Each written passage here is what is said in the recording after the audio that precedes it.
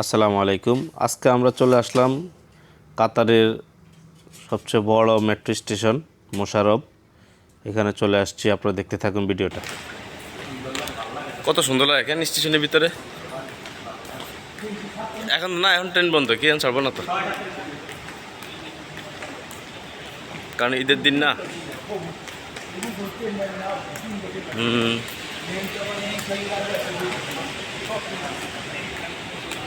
বন্ধু একটু তাকা। হাই।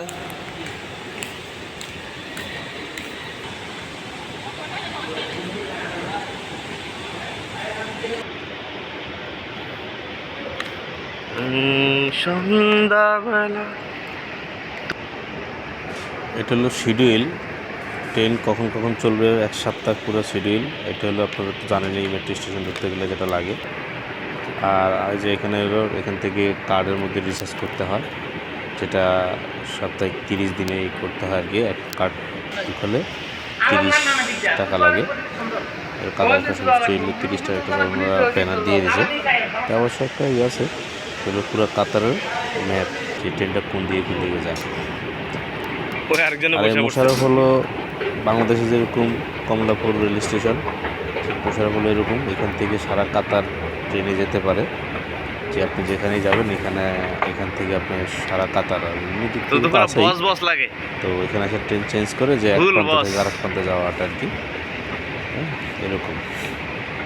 এদিকে বাড়িতে পারবেন, আমরা আস্তে আস্তে উপরে উঠলাম। বাড়িতে পারতেন না তো, না না, উপরে উঠে এখন এদিকে যাচ্ছি। আরে আমরা এটাতে পারি।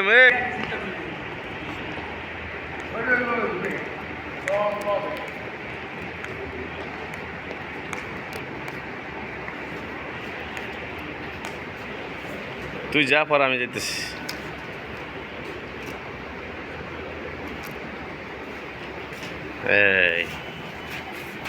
এই হলো কাতার আন্তনগর বাস স্ট্যান্ড। আমি এখান থেকে কাটবো, আমি বাস কাট বানাইছি এনতে 3 টাকা 3 টাকা।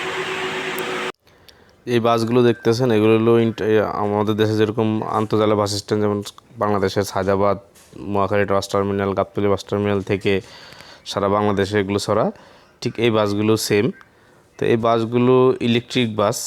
তো একটা মজার বিষয় হলো, এই বাসগুলো বিশ্বকাপের আগে নিয়ে আসছে, তো মোটামুটি 2-2.5 বছর হয়ে গেছে। আজ পর্যন্ত একটা বাসের ভিতরে একটু ময়লা নাই, পাশাপাশি বাসের আউট পাশে একটু সামান্যটুকু দাগ লাগে না।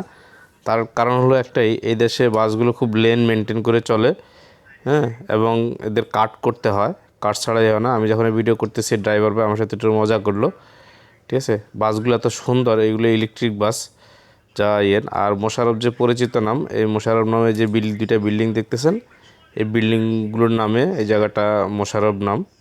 এটা কাতারের রাজধানী দোহাতেই। তো